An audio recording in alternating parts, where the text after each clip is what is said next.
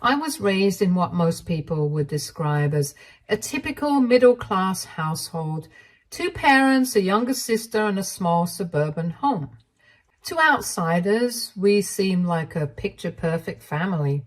But anyone close to us would tell you there was always tension between my parents and me.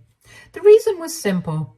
They adored my younger sister, Emma, and I was always the afterthought. But that wasn't always the case. I remember when we were kids, my parents were very loving and caring to both Emma and me. They showered us with affection, and why wouldn't they? We were a pretty smart pair, excelling at whatever came our way. We shared that golden period where nothing seemed to divide us. We were both enrolled in piano lessons, art classes, and gymnastics, and our parents were equally proud of us. I never felt any tension back then, no subtle preference for one of us over the other. But things changed when I hit 6th grade. It started with just one test. It wasn't even a particularly important one, but I got a bad grade. The first bad grade of my life. But it was enough for my parents to begin seeing me differently. I could tell something had shifted when my mother wouldn't look at me the same way she did Emma when she brought home another perfect score.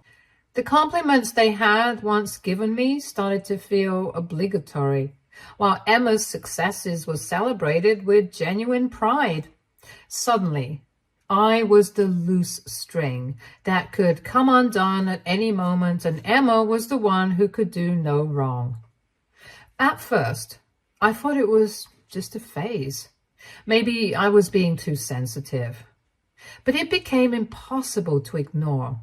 If I made a mistake, no matter how small, it was held against me. If Emma made a mistake, it was brushed off, or worse, excused. "She's just having an off day," my father would say, while for me it was always, "Why can't you be more like Emma?" That phrase haunted me throughout my teenage years. As we grew older, Emma blossomed into everything my parents had ever wanted in a daughter. She was smart, popular, and outgoing. She was the class president, the homecoming queen, the girl everyone liked. I, on the other hand, became more introverted. I kept to myself, studied hard, and excelled in my own way, but it was never enough to compete with Emma. And soon enough, I stopped trying. By the time we were in high school, the differences in how we were treated had become glaringly obvious. Emma always got new clothes, her own car, and all the attention. When she needed help with homework, our parents would sit with her for hours, making sure she understood every detail. If I asked for help, it was either too late in the evening, or they'd brush me off, telling me to figure it out on my own. They had started treating me like an adult while coddling Emma like a princess.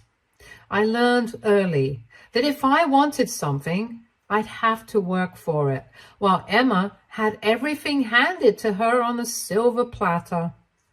Despite the imbalance in treatment, I tried to keep a relationship with Emma. After all, she was my sister and I loved her.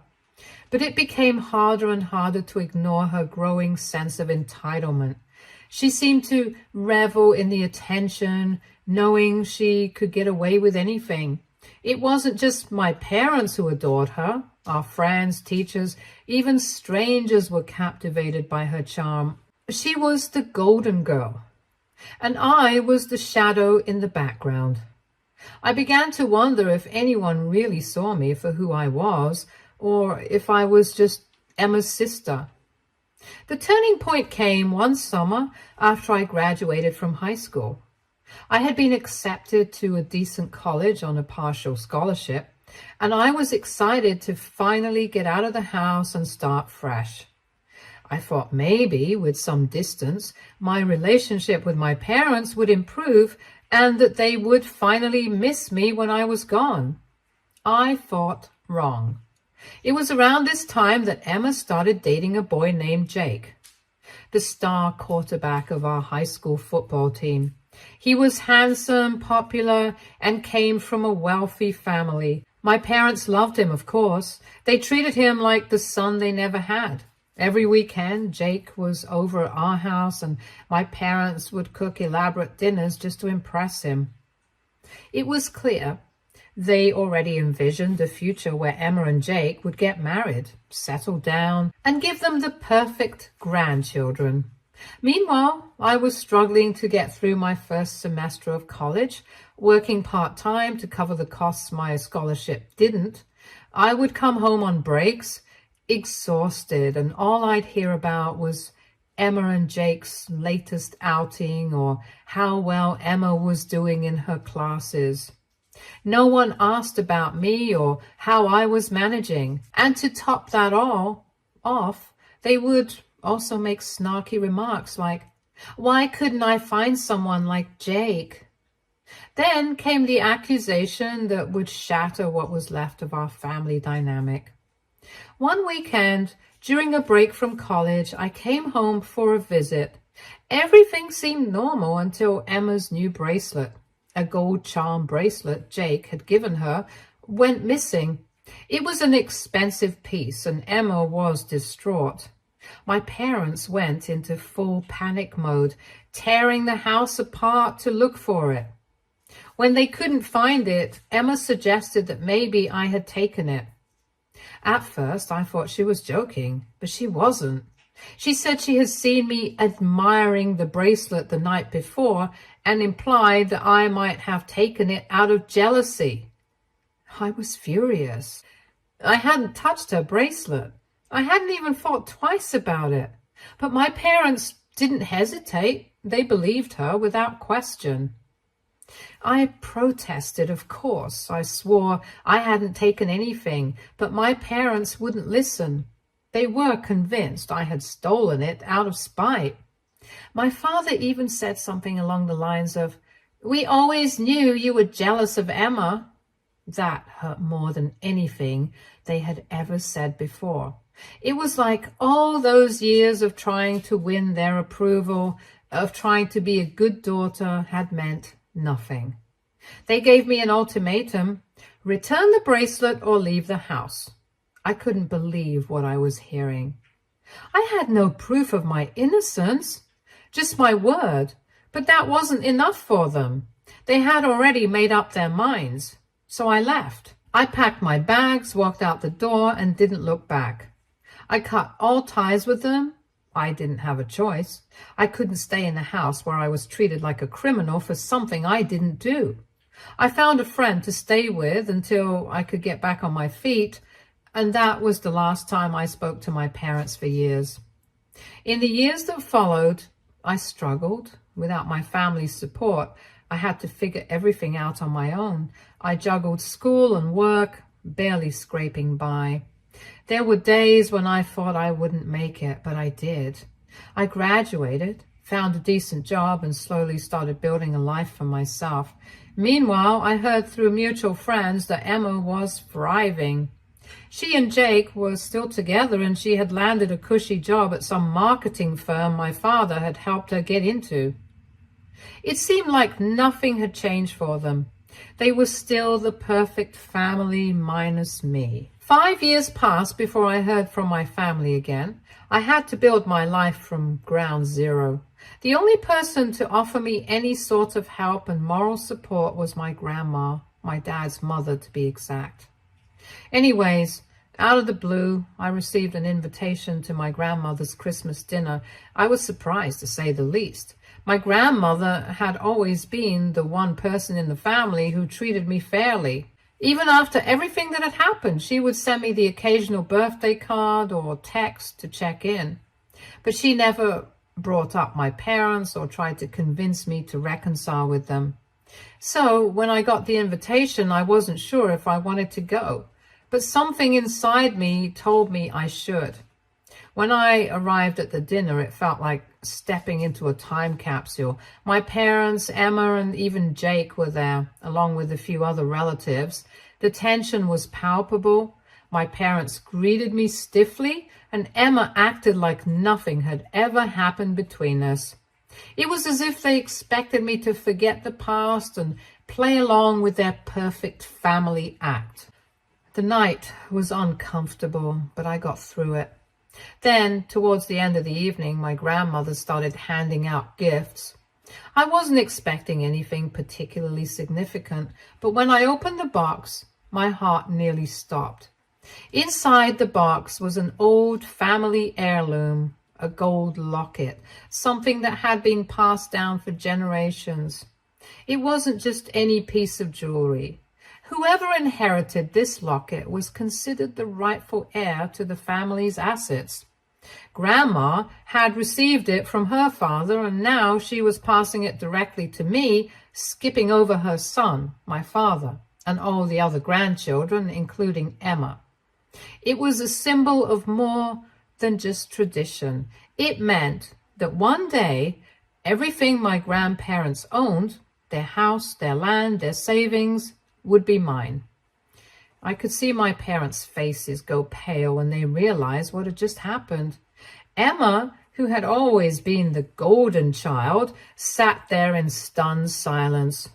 My parents quickly shifted gears, trying to hide their shock with forced smiles, but I could feel the tension in the room. The rest of the dinner was awkward, and soon after, my parents pulled me aside. Suddenly, they were apologetic, as if all those years of neglect and unfair treatment could be washed away with a few kind words. They brought up how Emma might be getting married soon and how they wanted me to be part of the family again for her sake. But I knew better. This wasn't about family or love. This was about money. The heirloom had always been a big deal in our family, and now that I had it, they knew I would be the one inheriting everything that came with it. They weren't concerned about fixing the relationship because they cared about me.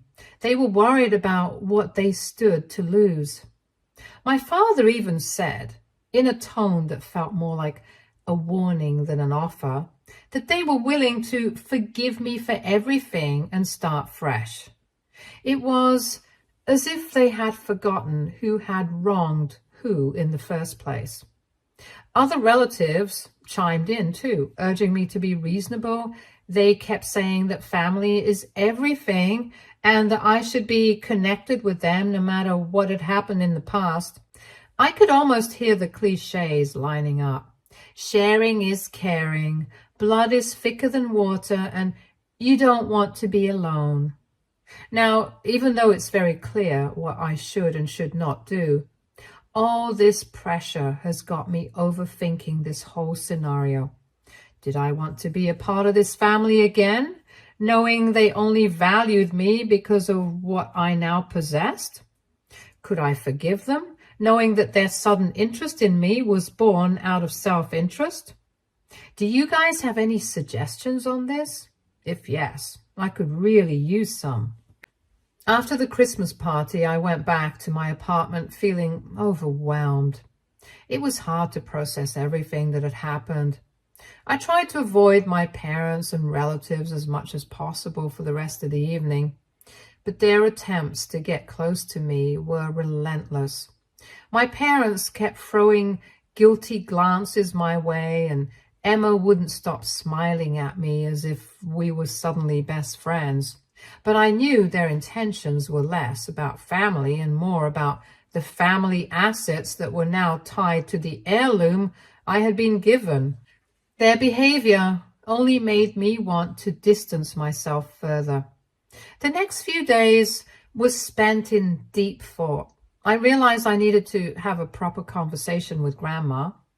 The brooch was important, not just symbolically, but practically. It meant I would inherit the family's assets. That wasn't something I was actively looking for, but now that it was on my plate, I needed clarity. I wasn't ready to be tangled in family wealth and legacy without understanding what it all really meant. When I met with my grandmother, I was still nervous about bringing up the subject. I thanked her for trusting me with the heirloom, and then I asked her directly what it all meant.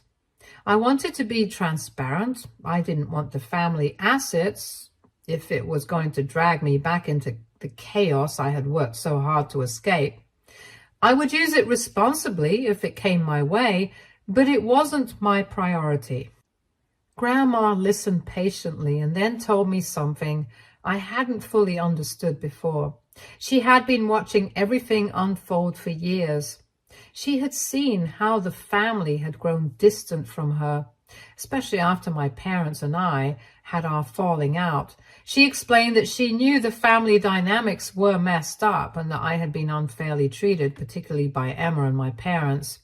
She even knew about how I had struggled to support myself while in college, working multiple jobs just to stay afloat while Emma was always given a free pass. Grandma explained that she hadn't interfered all these years because she believed people needed to live their own lives. But when she saw how things had turned out, how I had been mistreated yet still managed to build something for myself, she knew that her assets needed to be passed on to someone responsible, someone who would not just take it for granted or squander it. And that's why she chose me. She had already made a will, and my name was on it. I was surprised by her honesty. It wasn't just about the heirloom anymore. It was about trust. Grandma believed I would handle everything with care, and that responsibility felt both heavy and important. She assured me that this wasn't about rewarding me for what I had gone through, but about placing the family's future in hands she knew would do right by it. And as much as it felt strange to suddenly be the one in this position, I couldn't help but feel a sense of validation. All those years of being the forgotten daughter suddenly didn't matter. Grandma had seen the truth, and that meant more than anything.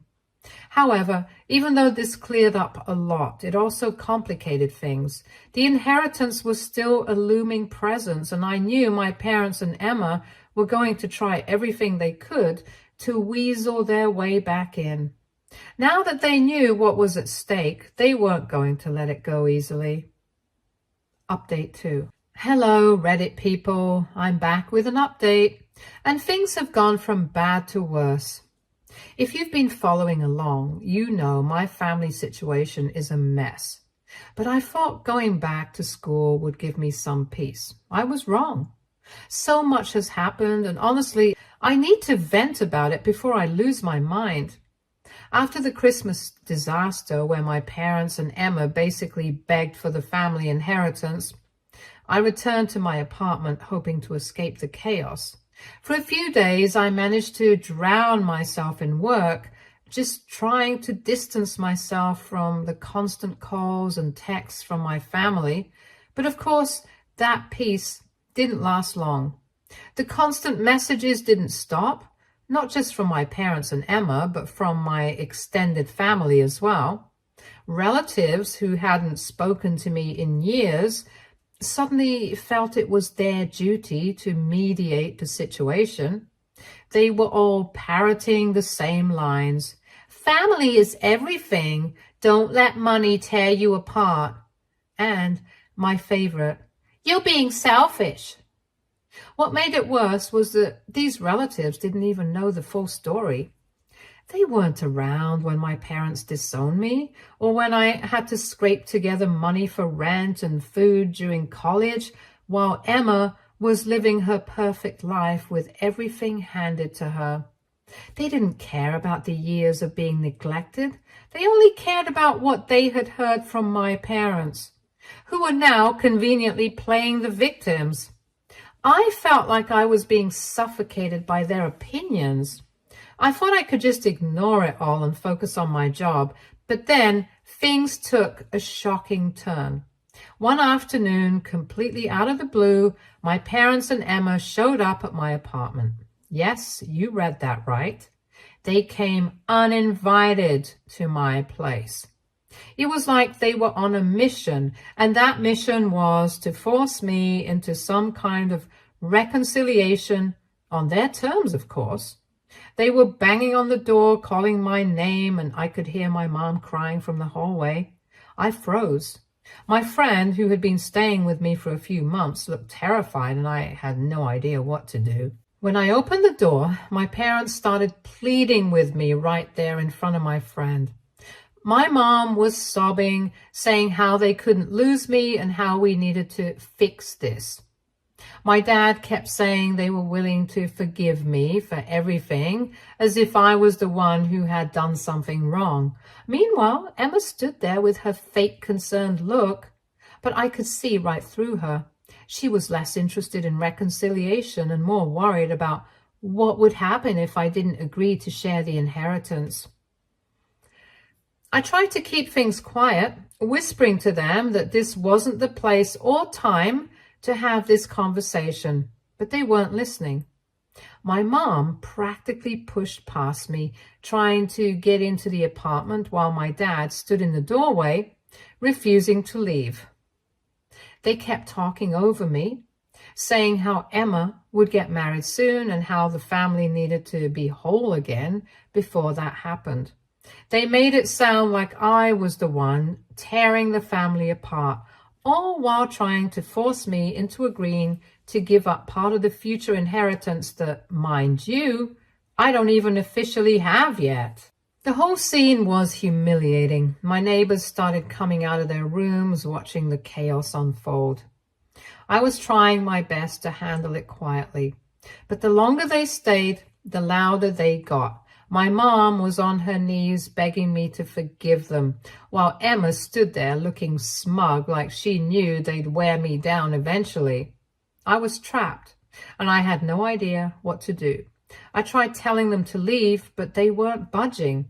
Finally, after what felt like hours of pleading, I couldn't take it anymore. I called the security, who thankfully arrived quickly. They were polite at first, asking my parents to leave, but my parents refused. That's when security had to get firm, telling them if they didn't leave, they'd be forced to call the cops. It was embarrassing on a whole new level.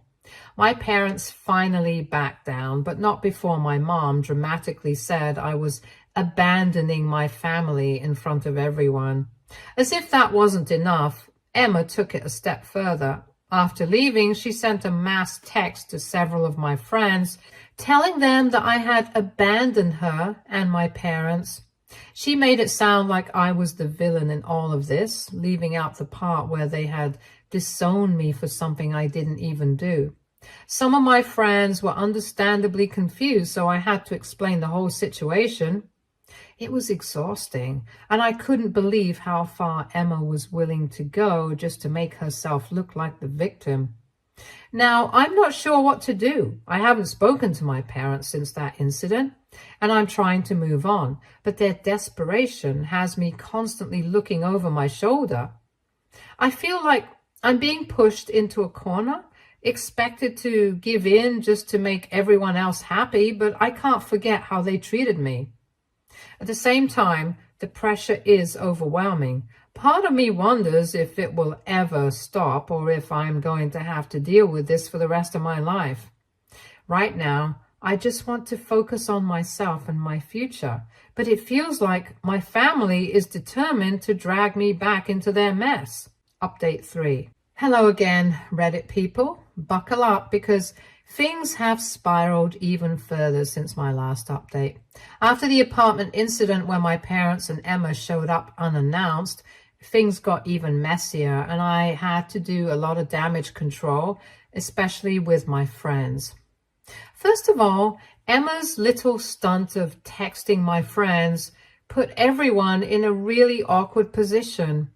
I had to explain the entire family drama from the start, which was honestly exhausting. What made it even weirder was how Emma had gotten my friends' numbers in the first place. None of them had given it to her, so I was just as confused as they were. It was creepy, to say the least.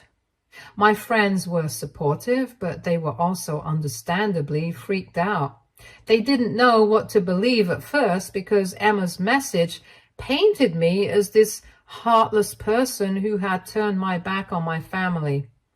Thankfully, After I explained the truth and showed them the pattern of manipulation, they understood. But it was still embarrassing, having to air out all this dirty laundry just to clear my name.